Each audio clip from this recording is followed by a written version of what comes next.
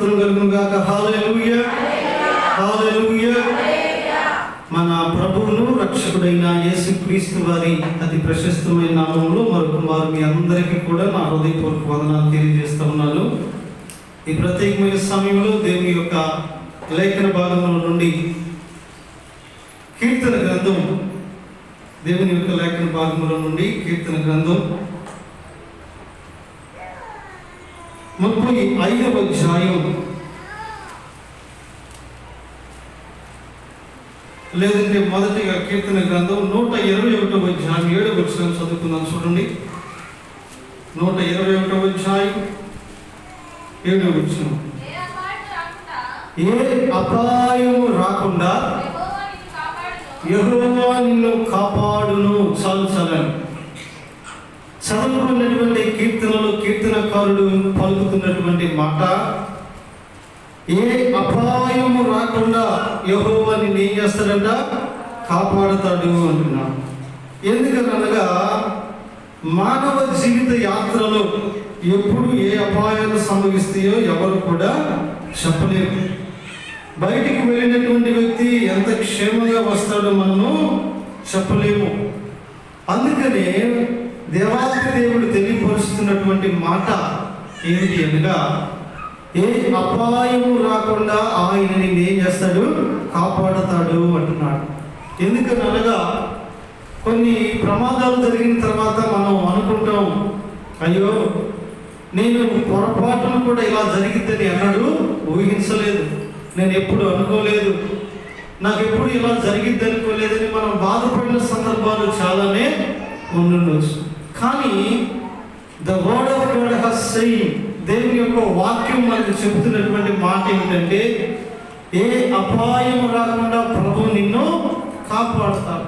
ఎందుకంటే మన చుట్టూ ఉండే మనుషులు ఎటువంటి వారంటే, 35వ కీర్తన 26వ వచనంలో ఒక మాట అంటున్నాడు కదా. 35వ కీర్తన 26వ వచనంలో, నా అపాయము చూసి సంతోషించు వారందరూ అవమానము నొందుదురుగాక, లజ్జపడుదురుగాక అంటున్నాడు. అక్కడ అంటున్నాడు కదా, మనం కొంతమంది ఉంటారు బయటికి తిరిగి ఎప్పుడు కింద పడతాడా, ఎప్పుడు ఇటు నాశనం అయిపోతాడా, ఎప్పుడు పాడవుతాడా, ఇడికి ఎప్పుడు ఇటు కుటుంబంలో ఎటు జరిగిద్దా అని కొంతమంది మనం అపాయం ఉంటే చూసి సంతోషించే బ్యాచ్ ఉంటారంట. అటువంటి వారు అవసరమైతే ప్రార్థన కూడా చేస్తుంటారంట. ప్రభా, ఏంటి అన్ని రోగాలు మా ఇంట్లోనే వస్తున్నాయి, నా ఇంటి వెనకాల నలుగురు ఉన్నారు, వాళ్ళకి ఏంటి రావట్లేదని ప్రార్థన చేసేవాళ్ళు లేకపోలేదు. అదేంటయ్యా, ఇదిగో మా ఇంట్లోనే అప్పులు పాలైపోతున్నాం, వాళ్ళ ఇంట్లో ఏమైంది, వాళ్ళ ఎందుకు అప్పులు పాలు, ఈ బ్యాచ్ కూడా ఉంటారు మనతోనే. కాబట్టి ఇటువంటి వారు మనలను అపాయం వస్తే చూడాలని సంతోషించేటటువంటి వారట. ప్రభు అంటున్నాడు కదా, నిన్ను చూసి వారు సిగ్గుపడతారు. ఎవరైతే నీవు అపాయంలో ఉంటే, నువ్వు సమస్యల్లో ఉంటే, నీవు ఆర్థిక ఇబ్బందుల్లో ఉంటే నిన్ను చూసి సంతోషపడాలనుకున్నారు, అటువంటి వాళ్ళందరూ కూడా ఒకనొక దినం సిగ్గుపడే రోజు రాబోతుంది అంట. 140వ కీర్తనలో కూడా చూడండి ఒక మాట అంటే, the book of psalms chapter 140 verses 2, 142లో కానీ గమనించినట్లయితే, వారు తమ హృదయములో అపాయకరమైన ఆలోచనలు చేయరు. అపాయాలు ఎలాగ వస్తాయి అంటే, కొంతమంది ఉంటారు వారి హృదయాల్లో వారు ఏం చేస్తూ ఉంటారు? అపాయకరమైనటువంటి ఆలోచనలు చేస్తూ ఉంటారు. మంచి ఆలోచనలు కాదు, మనిషిని బాగు చేసే ఆలోచనలు కాదు, మనిషిని నిలబెట్టే ఆలోచనలు కాదు. వీడిని ఎలాగ పడగొట్టాలి, ఎలాగ వీడి మీద నిందలేయాలి, ఎలాగ చెడ్డ పేరు తేవాలి, ఏ రీతిగా నిందించబడాలి, ఏ రీతిగా అవమానపరచబడాలని కొన్ని అపాయకరమైన ఆలోచనలు కలిగినటువంటి వారు కూడా మనతోనే ఉంటారంట. ఎందుకంటే ఏదో ఒక అపాయంలోనికి మనను నెట్టివేయాలని. బట్ లార్డ్ హస్ సెయింగ్, కానీ ప్రభు అంటాడు కదా, ఏ అపాయము నీకు రాదు, ఏ కీడు కూడా నీ దరికైనా చాలనివ్వడు అని ఆయన తెలియపరుస్తూ ఉన్నాడు. నిజమే, మానవ జీవితము త్రాసు మీద నీడ వంటిది, లేదా నీటి బుడగ వంటిది, లేదా నీటి ఆవిరి వంటిది, మంచు వంటిది. ఇంతలో కనపడి అంతలో మాయమైపోయేటటువంటి అడవి పువ్వు లాంటి జీవితం మానవ జీవితం. ఎప్పుడు ఏ అపాయం సంభవిస్తుందో తెలియదు. కాబట్టి మనము అపాయం రాకుండా ప్రభు చేత తప్పించబడేవారిగా ఉండాలి. ఒకసారి ఒక యవనస్తుడు తన పని నుండి మధ్యాహ్న కాల సమయంలో భోజనానికి బయలుదేరి వెళ్తా ఉన్నాడు. ఆ యవనస్తుడు బయలుదేరి వెళ్తా ఉంటే ఒక గేట్ ఉంటే గేట్ వేస్తే గేట్ దగ్గర ఆగాడు. ట్రైన్ వెళ్ళాలి కాబట్టి గేట్ వేస్తారు.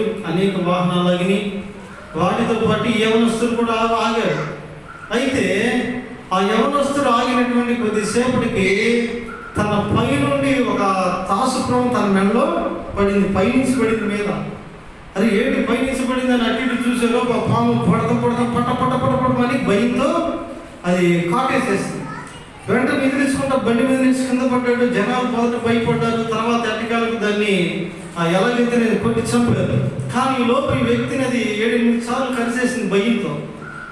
ఆ ప్రమాదం ఎలా జరిగింది అంటే ఒక గద్ద ఎక్కడో పామును పట్టుకుని వెళ్తా ఉంది.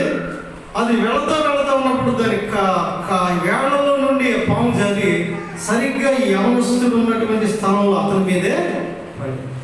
కొద్దిసేపటికి అంబులెన్స్ గారికి ఫోన్ చేశారు. కానీ ఆ వచ్చేలోపు ఈ వ్యక్తి అక్కడే చనిపోయాడు. 24-25 సంవత్సరాలు అంటే ఇంకా వివాహం కాల. ఎప్పుడు కూడా అనుకోలేదు ఎటువంటి ప్రమాదం జరిగింది అని. ఎప్పుడు కూడా ఊహించలేదు అంత చిన్న వయసులో తన ప్రాణాన్ని కోల్పోతాడని. ఎప్పుడు కూడా అనుకోలేదు అటువంటి ఇన్సిడెంట్ ఒకటి తన జీవితంలో జరిగిద్దని. అనుకోకుండా జరుగుతుంది. దానికి శిక్ష విధించడానికి కూడా ఎవరులే. అది పైనుంచి తీసుకెళ్తా ఉంది. దాని దగ్గర నుంచి జారిపోయి కింద పడింది. ఆ కింద పడినటువంటిది భయంతో ఇతన్ని కాటేసింది. ఆ కాటేసిన దాన్ని భయంతో అక్కడ ఉన్న ప్రజలు చంపేశారు. చూసారా ఎటువంటి ప్రమాదం? అసలు ఊహించలేదు అటువంటి ప్రమాదం తన దరికి వస్తుందని తను కానీ తన కుటుంబం కానీ. కానీ అనుకోని రీతికి ఒక అపాయం తన దగ్గరికి వచ్చింది. అపాయం తన జీవితాన్ని తీసుకుని వెళ్ళిపోయింది. కానీ దేవాతి దేవుడు తెలియపరుస్తున్నాడు కదా, ఏ అపాయము, any kind of calamity will never come to you. నీ వద్దకు ఎటువంటి ప్రమాదం అనేటటువంటిది నేను రానివ్వను అని ఆయన తెలియజేస్తా ఉన్నాడు. మరి ప్రభు అన్నాడు కదా, ఏ అపాయం రాకుండా నేను నిన్ను కాపాడుతానని. మరి ఏ అపాయం రాకుండా ప్రభు మనల్ని ఎలా కాపాడతాడు? ఏ అపాయం రాకుండా ఎటువంటి వారిని ప్రభు కాపాడతాడు? దేవుని లేఖన భాగంలో నుండి కొద్ది మాటలు ధ్యానించుకుని ముందుకు వెళ్దాం. మరి దేవుడు మనను అపాయముల నుండి కాపాడాలంటే మనం ఎటువంటి వారిగా ఉండాలి అనగా, మొదటిగా దేవుని సంఘం అనేటటువంటి పొలంలో మనం ఉండేటటువంటి వారిగా ఉండాలి. మొదటి సమయాలు గ్రంథం 1 Samuel chapter 25 25వ అధ్యాయం verses 15వ వచనం చదువుకుందాం. చూడండి. అయితే మనుషులు మాకెంతో ఉపకారం చేసి ఉన్నారు. మేము పొలంలో వారి మధ్యను సంచరించినంతసేపు అపాయము కానీ నష్టము కానీ మాకు సంభవింపనే లేదు. మొట్టమొదటిగా ఎలాగైనా మనము అపాయము నుండి తప్పించబడతాం. దేవుడు ఎవరిని తప్పిస్తాడంటే, ఎవరైతే సంఘములో ఉంటారో, ఎవరైతే పొలములో ఉంటారో, ఎవరైతే పొలమైనటువంటి సహవాసంలో ఉంటారో అటువంటి వారికి ఏ అపాయం కూడా సంభవించదు. అక్కడ ఉన్నటువంటి మనుషులు అంటున్నారు, అయ్యా మేము పొలములో ఉన్నంత వరకు కూడా, పొలములో నివసించినంత కాలం కూడా ఏ అపాయము మా దరికి చేరలేదు. కారణం ఏమిటనగా మమ్మల్ని సంరక్షించుటకు అక్కడ దావీదు తన పనివారు మా చుట్టూ కూడా ఉన్నారు. అలాగే దేవుని సంఘమనే, దేవుని సహవాసమని పొలములో మనం ఉన్నంత వరకు కూడా ఏ అపాయం మన దరి చేరనీయకుండా ప్రభు మన చుట్టూ కూడా ఎవరు ఉంచాడట? దేవుని యొక్క దూతలను ఉంచాడు. దేవునికి స్తోత్రం కలుగునుగాక. హల్లెలూయా, ఆమేన్, హల్లెలూయా. ఆయన తన దూతలను మన చుట్టూ కూడా ఉంచి మనల్ని సంరక్షిస్తూ ఉన్నాడు. దానియేలు సింహం గుహలో వేస్తే దానియేలు దగ్గర ఎవరున్నారంట? దానియేలుతో పాటు దేవుని దూత అక్కడ ఉంది. సింహాల మూలన్నిటినీ కూడా మూయించేసింది. షడ్రకు, మేషకు, అబేద్నెగోలను అగ్నిగుండంలో వేస్తే అక్కడ ముగ్గురిని వేస్తే రాజుకు ఎంతమంది కనపడతా ఉన్నారు? 4 కనపడతా ఉన్నారు. అనగా దేవుడు సంఘం అనే పొలములో ఉన్నటువంటి మనం ఏ అపాయములో ఉన్నా, ఏ కీడులో ఉన్నా మనల్ని ధైర్యపరుచుటకు, మనల్ని సంరక్షించుటకు, మనల్ని బలపరుచుటకు, మనల్ని కాపాడుటకు దేవుడు అక్కడ తన దూతలను ఏర్పాటు చేస్తాడు. అందుకని ఆయన అంటూ ఉన్నాడు కదా, మొదటిగా ఎవరైతే దేవుని సంఘం అనేటటువంటి పొలంలో ఉంటారో వారిని దేవుడు ఏం చేస్తారంట? అపాయం రాకుండా కాపాడుతాను అంటున్నాడు. రూతు ఉంది, బెత్లెహేము వచ్చేసింది, మోయాబు శబ్దమైన దేశాన్ని విడిచి కొత్త ప్రాంతం, కొత్త మనుషులు. మరి అయినప్పటికీ కూడాను వృద్ధాప్యంలో ఉన్న తన అత్తగారి మీద ఆధారపడి వచ్చినప్పటికీ కూడాను ఆవిడ యెహోవా రెక్కల నీడన సురక్షితంగా ఉంది. కారణం ఏమిటి అంటే ఆవిడ ఎక్కడ ఉంది? బోయాజు యొక్క పొలంలో అయినా ఆవిడ గురించి బోయాజు కూడా అంటాడు, నా కుమారి అత్తగారు చెప్తుంది, నీవు ఆ పొలమును విడిచి వేరొక పొలములోనికి వెళ్ళవద్దు, ఆ పొలంలోని నీవు ఉండు, ఆ పొలంలో నీవు ఉంటే యెహోవా రెక్కల కింద నీవు ఉన్నట్లే. ఈ దినాల్లో మనం కూడా దేవుని సంఘమైనటువంటి పొలంలో ఉన్నంత వరకు కూడా మనం ఎలా ఉంటామంటే సురక్షితంగా ఉంటాం. ఎప్పుడైతే పొలంలో నుండి బయటకు వచ్చేస్తామో మన క్షేమము మన చేతుల్లో ఉండదు. సహవాసంలో ఉన్నప్పుడు, ఐక్యతలో ఉన్నప్పుడు ఆ ప్రార్థన బలం, ఆత్మబలం మనతో కలిసి ఉంది కాబట్టి అపవాది కూడా అంత తొందరగా మనల్ని ఏమీ చేయలేడు. కానీ కొన్నిసార్లు ఎలాగైనా సరే మనం అపాయం నెట్టివేయాలని అపవాది కొన్నిసార్లు కొన్ని పనులు చేసి మనల్ని సహవాసం నుండి దూరం చేస్తానికి ప్రయత్నం చేస్తాం. ఒకసారి ఒక 4 సింహాలు, ఒక 4 ఎద్దులు కలిసి ఒక పొలంలో మేస్తా ఉన్నాయి. పొలంలో మేస్తా ఉంటే ఆ మేస్తున్నటువంటి 4 ఎద్దులను కూడా ఒక సింహం చూసింది.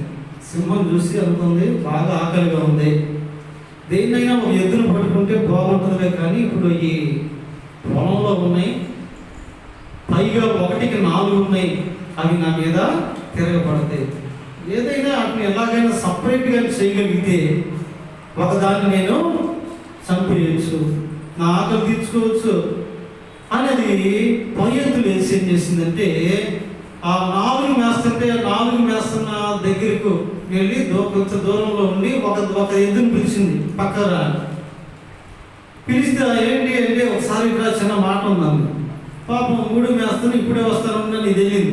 వెళ్తే అది దీని చెవిలో ఏం చెప్పిందంటే ఇట్లా దగ్గరగా చెవిలో చెప్తాను, ఏమీ లేదు అన్న. ఏంటంట? ఏమీ లేదు అన్న. మరి ఏమీ లేదని ఎందుకు పిలిచాం? వెళ్ళిపోయింది మళ్ళా. మరి ఇది వెళ్తే 3 ఊరుకుంటే అడుగుతీగా, ఏంటి సింహం నీకు ఏం చెప్పిందని? ఏం చెప్పిందంటే ఏం చెప్పింది? ఏమీ లేదని చెప్పిందని. ఏంది ఏమీ లేదని చెప్పడానికి నేను పిలిచిందిగా, ఆ మాట మేము నమ్మాలా అని అయిపోయింది, కోప్పడ్డా. మరలా ఒక 5 నిమిషాలు మరలా పిలిచింది. మరలా పిలిచాక మరలా ఏంటి మిత్రం ఎందుకు పిలిచారు, మా వాళ్ళు కోప్పడుతున్నారు, ఏంటి పని ఏంటి అన్నప్పుడు ఇట్లా చెవులో చెబుతాను. మరలా 2వ ఏం చెప్పిందంటే ఏమీ లేదు. ఏమీ లేదని ఎందుకు పిలుస్తుంది? సార్ పిలవమాకని వెళ్ళిపోయింది. వెళ్ళాక ఈసారి 3 గట్టిగా అడిగింది, ఏంటి ఏం చెప్పింది నీ చెవిలో? ఏంటి మీ ఇద్దరు బూటు పుట్టాని, దాని జాతి వేరు మన జాతి వేరు కదా, దాని లక్షణం వేరు మన లక్షణం వేరు కదా. ఏం చెప్పిందంటే, అయ్యో బాబోయ్ నా మాట నమ్మని 2వసారి కూడా నా చెవిలో ఏమీ లేదని చెప్పింది అన్న. అది బాగా కోపండి, ఎన్నిసార్లు అబద్ధాలు చెప్తావు, మీరిద్దరు ఏదో ప్లాన్ చేస్తారు మా ముగ్గురిని ఏదో చేయటానికనే కొద్దిగా నొచ్చుకోలేదు. 3వసారి కూడా పిలిచింది మళ్ళా సింహం. 3వసారి పిలిచి ఈసారి ఇది వెళ్ళటానికి ఇష్టపడదు. అయితే ప్లీజ్ ప్లీజ్ ప్లీజ్ ఒకసారి అంటే సర్లే ఇదే లాస్ట్ సార్ అని వెళ్తే, ఏంటి ఎందుకు పిలుస్తున్నావు, ఏంటి మాలో సమస్యలు వస్తాయి, మమ్మల్ని పిలవ మాకు ఏంటి కారణం అంటే ఒక్కసారి ఇట్లా చెవి దగ్గర పెట్టని 3వసారి కూడా చెవిలో ముచ్చటగా ఏమీ లేదని చెప్పింది. ఇది ఇటు వచ్చేటి వెళ్తుంటే ఆ 3టికి ఒళ్ళు మండిపోయింది. ఆ 2 కలిసి మనల్ని ఏదో చేయాలని గూడు పుట్టాలని వేస్తున్నాయి. ఇక దాన్ని మనల్ని చేరనీయకూడదు, నిజంగా ఏమీ లేకపోతే నాతో పాటు మీరు కూడా రండి అని మన ముగ్గురిని తీసుకెళ్ళింది కదా, అది ఒక్కటే వస్తుందంటే ఏదో తేడా ఉందని రాగానే అడిగి నిలదీసి, ఏంటి అది నీ చెవిలో ఏం చెప్పిందా? ఏమీ లేదని చెప్పిందంటే మేము నమ్మాలా? నీ కంటికి ఎట్లా కనపడతావా, నువ్వు మాతో పనికిరా, నీ సమస్య మాకు వద్దని దాన్ని 3 కలిసి కుమ్మి పడేసి తుమ్మేసరికి నాయన నిజం చెప్తే నమ్మంటది మీరెవరని అది చెవిలో నుండి బయటికి వెళ్ళి మేస్తుంది. ఈ 3 ఒక చోట ఉన్నాయి, ఆ 1 ఒక చోట మేస్తుంది. అది ఒక్కటే ఒక చోట మేస్తున్నప్పుడు సింహానికి బాగా అనువుగా ఉంది కదా, అది పొంచి పొంచి పొంచి పొంచి ఒక్కసారి దాని మీద చేయాల్సిన దాడి చేసింది. అరే మన దానికి ఏమో అయింది, ఏదో జరిగింది, అరుపులు పడుతుందని ఆ 3 పరిగెత్తుకుంటూ అది ఉన్న దగ్గరికి వచ్చేసరికి ఇది చావును కూడా చచ్చి పోయింది. చచ్చిందని ఏం చేసుకుంటే తిన్నరా బాబు కమ్మగా అని చెప్పి 3 నెలలకు వెళ్ళిపోయింది. అలాగే అపవాది కూడా గర్జించు సింహం వలె ఎవడిని మిరుగుతున్నాను అటు ఇటు తిరుగుతూ ఉన్నాడు. ఎవరిని అపాయంలోకి నెట్టాలి, ఏ విశ్వాసం నెట్టాలి, ఏ పాస్టర్ నెట్టాలి, ఏ పాస్టర్ బిడ్డలు నెట్టాలి, ఈ రీతిగా తిరుగుతూ ఉన్నాడు. అయితే వాడికి మనం ఎప్పుడు దొరుకుతామంటే మనం పొలంలో నుండి బయటికి వెళ్తున్న వాడికి దొరుకుతాం, లేకపోతే వాడికి ఛాన్సు లేదు. మనం పొలంలో ఉన్నంతకాలం మన చుట్టూ తిరుగుతాడు, గర్జిస్తూ ఉంటాడు, అంతేగాని వాడు ఏమీ కూడా చేయలేడు. When we left our field, ఎప్పుడైతే మన యొక్క పొలాన్ని మనం విడిచిపెడతామో అప్పుడు వాడికి అవకాశం దొరికింది. అందుకే అపాయం రాకుండా మనం ఉండాలి అంటే దేవుని సంఘం అనేటటువంటి పొలంలో మనం నివసించేటటువంటి వారిగా ఉండాలి. ఆ పొలంలో వారానికి ఒకసారైనా కనపడేటటువంటి వారిగా మనము ఉండాలి. అందుకే నేను అన్నాడు, ఏ అపాయముని దరికి రాకుండా ఉండాలి అంటే నీవు దేవుని సంఘం అనేటటువంటి పొలంలో ఉండాలి. ఆ పొలంలో ఉన్న వారికి ఏ అపాయము రాకుండా నేను సంరక్షిస్తానని ప్రభువు అంటున్నాడు. అంతే కదా. ఎందుకన్నా ఈ సంఘం అనే పొలం చుట్టూ కూడా దేవుడు తన కంచెను రాస్తాడు. కాబట్టి ఆ కంచె దాటి బయటికి రాలేదు. యోబు గ్రంథంలో కూడా ప్రభు అడుగుతాడు, ఎక్కడి నుంచి వచ్చాడు? భూమి మీద నేను అటు ఇటు తిరుగుతూ వచ్చినాను. మరి నా బిడ్డ అయినటువంటి యోబుని గమనించావు, ఎలా ఉన్నాడు ఏంటంటే అప్పుడు అపవాదకత ఒక మాట ఓరగా ఉన్నాడు ఏంటి, నువ్వు యోబుకును అతను కలిగిన అంతటికి కూడా ఏం వేశావు? కంచె వేసావు. ఒకసారి కంచె చూడు, నీ బిడ్డ ఎలాంటివాడో తెలుస్తుంది అక్కడ. ఒక వ్యక్తి చుట్టూ దేవుడి కంచె వేస్తే ఒక సంఘం చుట్టూ, ఒక పొలం చుట్టూ దేవుడి కంచె వేయగా మన సంఘం అంతటి చుట్టూ కూడా ఏమున్నదంటే దేవుని యొక్క కంచె ఉంది. మనం అపాయంలోనికి ఎప్పుడు వెళ్తామంటే కంచె దాటి బయటికి వెళ్తేనే కానీ, ఈ చేను దాటి బయటికి వెళ్తేనే కానీ, లేకపోతే సమస్య లేదు. అందుకని మొదటిగా ప్రభు అపాయము నుండి కానీ మనల్ని కాపాడాలి అంటే ఎవరిని కాపాడుతాడు అనగా దేవుని సంఘం అనేటటువంటి పొలంలో ఉన్నటువంటి వారిని ఆయన కాపాడుతాడు అన్నాడు. దేవునికి మహిమ కలుగును గాక. హల్లెలూయా, హల్లెలూయా. ఇంకా రెండవదిగా ఎవరిని ఆయన అపాయం నుండి కాపాడుతాడంటే దేవుని యొక్క బోధను త్రోసివేయక లేదా ఆయన గద్దింపును త్రోసివేయక లోబడేటటువంటి వారిని కాపాడుతాడట. చూడండి సామెతల గ్రంథం the book of Proverbs chapter 1 1వ అధ్యాయం 25-26 వచనం చదువుకున్నాం. చూడండి.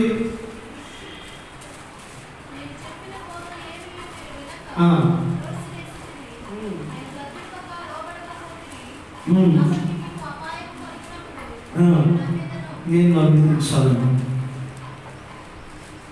ఆ చదవబడినటువంటి మాటలో దేవాది దేవుడు తెలియజేస్తున్న మాట ఏమిటంటే, నేను చెప్పినటువంటి బోధ మీరు వినలేదు, నేను గద్దించగా మీరు లోబడలేదు.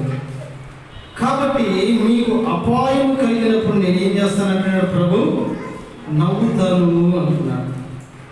కాబట్టి మీకు అపాయం కలిగినప్పుడు నేను నవ్వుతాను, మీకు భయం వచ్చినప్పుడు నేను అసహ్యము చేస్తాను అంటున్నాను. అంటే రెండవదిగా ప్రభు మనల్ని కాపాడాలి అనగా, ఏ అపాయం రాకుండా మనల్ని దరిచేర్చాలి అనగా మనమట ఆయన బోధను త్రోసివేయక ఆయన గద్దింపునకు విసుకున్నటువంటి వారిగా మన ఆధ్యాత్మిక జీవితంలో ఉండాలి. ఎవరైతే ఆయన గద్దింపునకు ఆయన బోధకు విసుగుకు ఉన్నటువంటి వారిగా ఉన్నారో వారు అపాయంలోకి వెళ్ళేటటువంటి అవకాశం ఎంత మాత్రం కూడా లేదు. ఒకసారి యెహోషువ బోధ చేశాడు. ఏమని అనగా, దేవుడైనటువంటి యెహోవా సెలవిచ్చాడు, ఎరుకను జయించాం కదా, హాయి పట్టణం మీదకి మనం వెళ్ళవలసినటువంటి వారిగా ఉన్నాం. కాబట్టి ఎరుకను జయించేటటువంటి మనం ఎలాగ ఉండాలి అంటే, బంగారం ఇత్తడితో చేసినటువంటివి ఏవైతే ఉన్నాయో అవి యెహోవా అర్పితములు.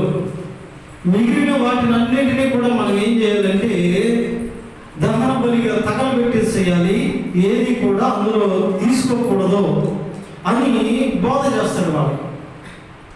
ఎందుకన్నా ఈరోజు ఎరుక కూడా కూలిపోతుంది, మనం దాన్ని వశపరుచుకోబోతున్నాం.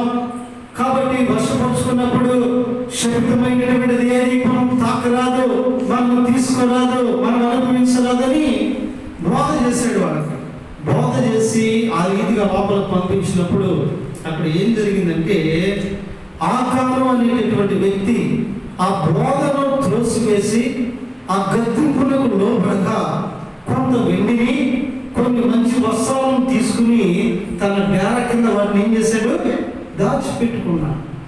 మీరు తర్వాత చదువుకోండి. యెహోషువ గ్రంథం 6వ అధ్యాయం 18, 19, 7వ అధ్యాయం 1, 12, 13 ఈ మాటలన్నీ కూడా అక్కడ రాయబడి ఉన్నాయి. దాచిపెట్టుకున్నాడు. చేసినటువంటి బోధేమో మీరు ఇలాగ ఉండండి, ఇలాగ నడవండి, ఇచ్చినటువంటి గద్దింపులేమో శపితమైనది కూడా మనం తీసుకోకూడదు అని చెప్పాడు. కానీ ఆకాను అనేటటువంటి వ్యక్తి మాత్రం ఆ బోధను త్రోసివేసి ఆ గద్దింపునకు లోబడక తన జ్ఞానాలు దాచుకున్నాడు. ప్రతిఫలంగా చిన్న పట్టణం మీద, హాయి మీద ఓడిపోయారు. తర్వాత ప్రార్థన చేస్తే ప్రభు అంటాడు కదా, మీలో ఒకడు పాపం చేశాడు అన్నాడు.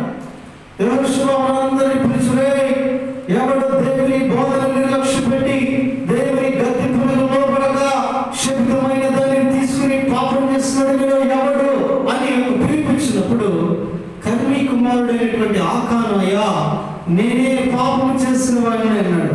ఏం చేశారు అంటే, శబ్దమైన దానిలో నుండి వీటిని తీసుకుని దొంగిలించి నా గుడారంలో దాచిపెట్టాను అన్నాడు. ఆ చేసినటువంటి పనికి ఇశ్రాయేలు ప్రజలకు అవమానం, దేవుని నామానికి అవమానమే కాదులే కానీ మరి నిజంగా లోయలోనికి అతన్ని తీసుకెళ్ళి అతనిని, అతని కుటుంబాన్ని రాళ్లతో కొట్టి చంపేశారు. ఎంత విచారకరం. యెహోషువ నాయకత్వంలో మంచి పదవిలో నడవలసినటువంటి వాడు దేవుని గద్దింపును లక్ష్య పెట్టడానికి కారణంగా ఏమైపోయాడంటే మరణ శిక్షకు పాత్రుడు అయిపోయాడు. అనగా గొప్ప అపాయాన్ని తనంతట తానే కొని తెచ్చుకున్నాడు. ఎవరో మనుషులు అపాయంలోనికి నెట్టలేదు, అపవాది ఏదో నెట్టివేయలేదు, కానీ తనంతట తాను కావాలని అపాయాన్ని కొని తెచ్చుకున్నాడు. ప్రభు ఇక్కడ అదే అంటాడు కదా, నీవు గద్దింపులకు లోబడక బోధను త్రోసివేసినప్పుడు నీకు అపాయం వస్తే నేను చూసి నేను ఏం చేస్తాను, నవ్వుతాను అన్నా. ఆ రోజున సంసోనుతో కూడా తల్లిదండ్రులు అదే చెప్పారు, అయ్యా నీవు నాశనం చేయబడినటువంటి వాడివి, నీవు దేవుని కొరకు ప్రత్యేకమైనటువంటి వాడివి, దేవుని పని కొరకు ఏర్పరచబడినటువంటి వాడివి, నీకు వివాహం చేసుకోకూడదు, శపితమైనది నీవు తినకూడదురా, నీవు ఇలా జీవించాలి, ఇలా బ్రతకాలంటే ఆ రోజు దేవుడు ఎందుకు ఏర్పాటు చేసుకోవడం నాకు అన్నీ తెలుసని శపితమైన దాన్ని తిన్నాడు, వేషంతో సాంగత్యం చేశాడు. దేవుని గద్దింపును కాదని దేవుని బోధన త్రోసివేసి గుళ్ళో ఎలా ఉన్నాడు, 2 కళ్ళు పీకేసుకుని బలహీనుడైపోయి ఉన్నాడు. ఎవరు తెచ్చారు అపాయం సంసోనికి? తనంతట తాను దేవుని బోధను కాదనుకొని, దేవుని గద్దింపును, తల్లిదండ్రుల గద్దింపును కాదనుకుని తనంతట తనే దానిని తెచ్చుకున్నాడు అపాయం.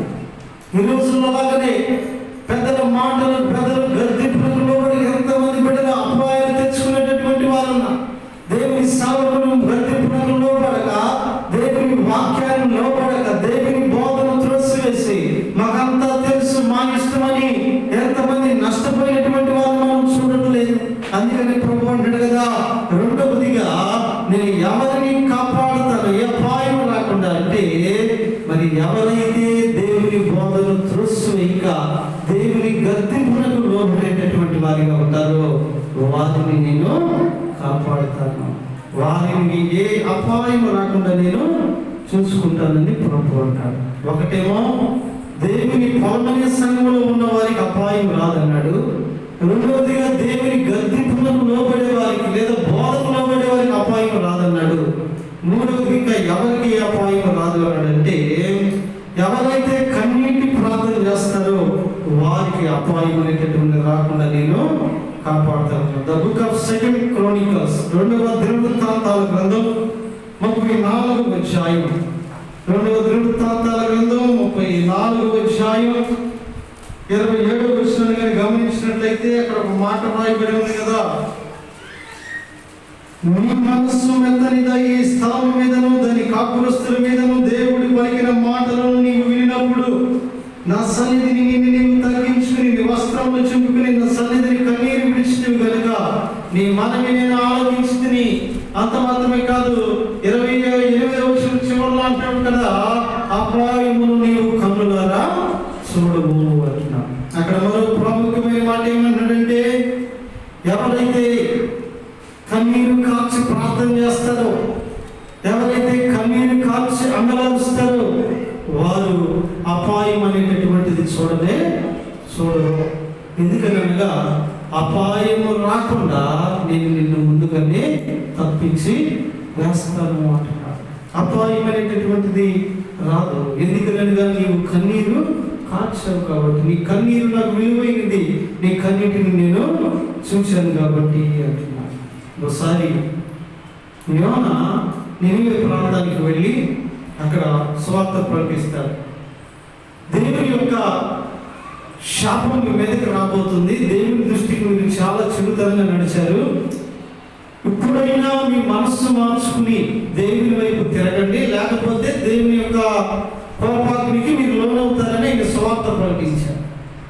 ఎప్పుడైతే ఈ మాటలు ప్రవక్త ద్వారా తెలియపరచబడియో రాజులు, బాలింతలు, స్త్రీలైన వారు, ముసలుడైనటువంటి వారు, అధికారులు మొత్తం కూడా ఉపవాసం నుండి రాజు సైతం గోలి పట్టకట్టుకుని బూడిదలో ఉండి, ప్రభా మా మీదకి తెప్పిస్తానన్న అపాయాన్ని రానియకుండా మమ్మల్ని తప్పించని ప్రార్థన చేశారు. యోనా మాటలు నమ్మి ఆ రీతిగా ప్రార్థన చేస్తే చివరికి అక్కడ ఉన్నటువంటి పశువులను కూడా వాళ్ళు ఉపవాసం ఉంచారంట. పశువులు కూడా మేత నీళ్లు పెట్టలేదంట. కానీ యోనా గ్రంథం 3వ అధ్యాయం 10వ వచనంలో చూస్తే వారి యొక్క కన్నీటి ప్రార్థన చూసి దేవునికి పశ్చాత్తాపం కలిగి వారి మీదకి రప్పిస్తానన్నటువంటి కీడును రప్పిక ఆపివేస్తున్న రాయబడింది. దేవునికి స్తోత్రం. హల్లెలూయా, హల్లెలూయా. కారణం ఏమిటి?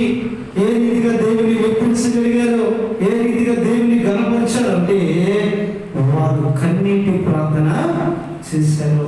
ఈ రోజున మన కుటుంబంలో యజమానుడు బయటికి వెళ్ళి క్షేమంగా మన గృహానికి రావాలన్నా, మన బిడ్డలు బయటికి వెళ్ళి క్షేమంగా మన గృహానికి రావాలన్నా, మనం క్షేమంగా బయటికి వెళ్ళి మన గృహానికి రావాలన్నా ఈ రోజు వారికి ఏం చేయాలట? కన్నీటి ప్రార్థన చేయాలి. అయ్యా, నా బిడ్డలు యవనస్తులు బయటికి వెళ్తున్నారు, నా బిడ్డలు చిన్నవాళ్ళు బయటికి వెళ్తున్నారు, నా కుటుంబ యజమాని బయటికి వెళ్తున్నాడు, చేతి పని మీద ఉన్నాడు, లేదా దూర ప్రాంతం వెళ్ళాడు, క్షేమంగా గృహానికి నడిపించు ప్రభు అని వారి కొరకు మనం కన్నీరు విడిచి ప్రార్థన చేసేవారిగా ఉంటే ఏదైనా వారి కొరకు అపాయం తెలుసుకునేలా ప్రభు ముందుగానే దాని నుండి వారిని ఏం చేస్తాడు? తప్పించి వేస్తాడు. అదే సొదొమ గొమొర్రా ప్రజలు కూడా చెప్పారు. వారు ఆ మాట వినలేదు, లక్ష్య పెట్టలేదు. అదే అగ్ని గంధకాలు కురుస్తాయంట, పెద్ద పెద్ద మంటలు వస్తాయంట, తగలబడిపోతాయంటని ఎగతాళిగా మాట్లాడారు. కానీ నినివే వారు మాత్రం కన్నీరు కార్చారు, అపాయం నుండి తప్పించబడ్డారు. సొదొమ గొమొర్రా వారు మాత్రం ఎగతాళి చేశారు, అగ్ని గంధకంలో మాడి మసైపోయారు.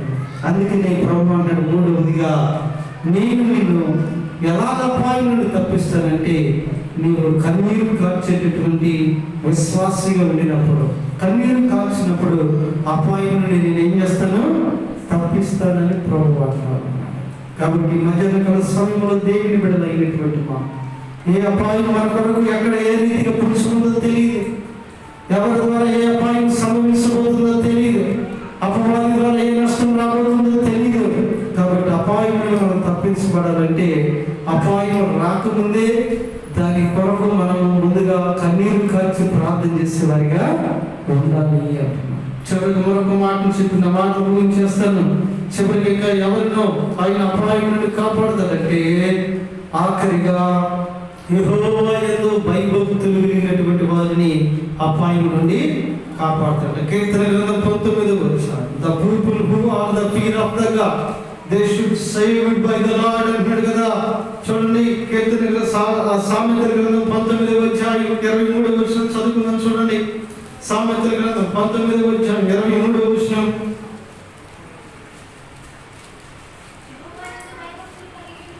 యెహోవా యందు భయభక్తులు కలిగి ఉండుట జీవ సాధనము, అది కలిగినటువంటి వాడు అపాయము లేకుండా బ్రతుకును. దేవునికి స్తోత్రం కలుగును గాక. హల్లెలూయా. ఆమె హల్లెలూయా. అక్కడ ఆయన అంటాడు కదా, యెహోవా యందు భయభక్తులు కలిగినటువంటి వారు ఎలా బ్రతుకుతారంట?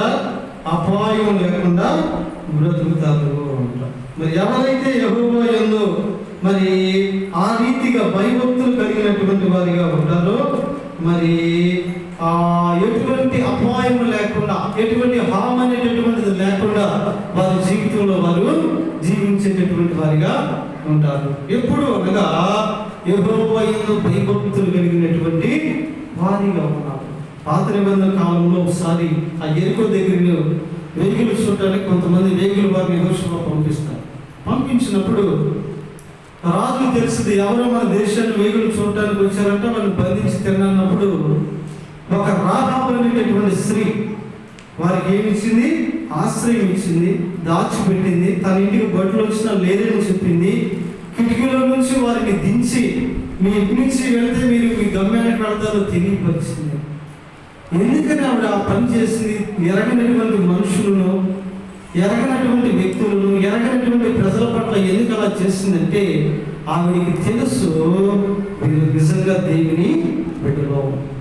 యెహోవా యందు భయభక్తులు కలిగి ఆవిడ పని చేసింది కాబట్టి వారు నాకు మాట ఇచ్చారమ్మా, యెరికోను మేము స్వాధీనపరుచుకున్నప్పుడు నీకు కానీ నీ కుటుంబానికి కానీ ఏ అపాయమో కలగదు. దేవునికి స్తోత్రం. హల్లెలూయా.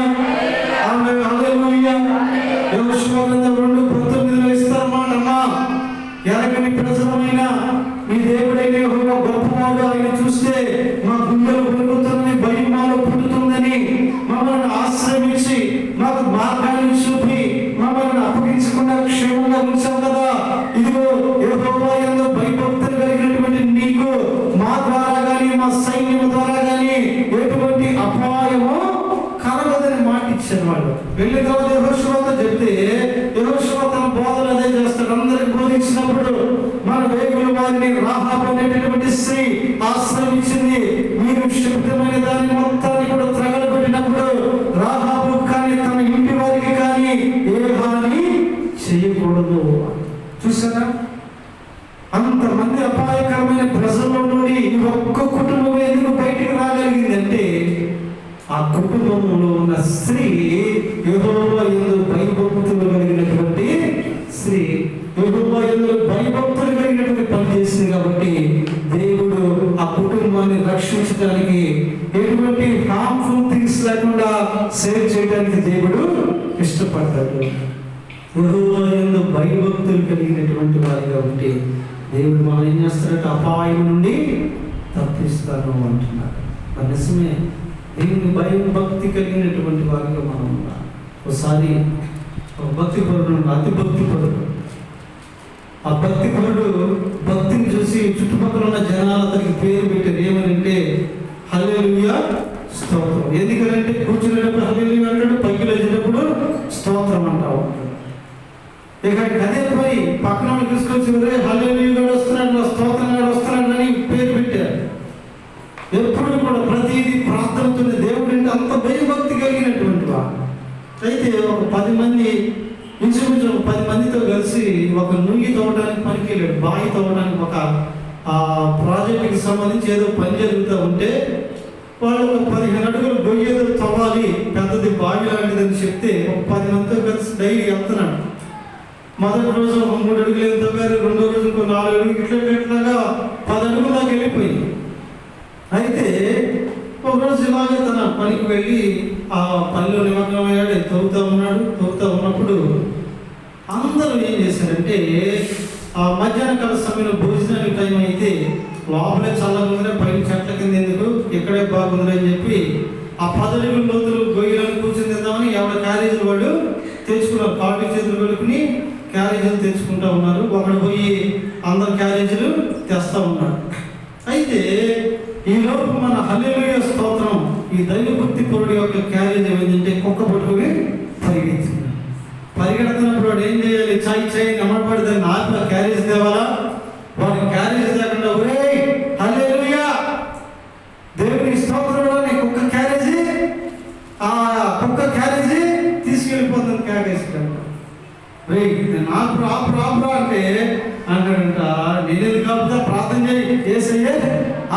అంటాడు, ప్రార్థన చేస్తే మళ్ళా దానికి చెబుతాడు, అది వచ్చి నీ చేతిలో పెట్టిద్దంటే తప్పుడు అట్లా అనకూడదురా, దేవుడు ఏమేమి దాచుంచాడు అన్నాడంట. ఎందుకన్నాడు కానీ దేవుడు ఏమేమి దాచుంచాడు, తీసుకెళ్దామని నేనేం తెచ్చుకుంటాను పోయాను. ఆ తర్వాత అందరూ ఎగతాళి చేసి నవ్వుతా ఉన్నారు.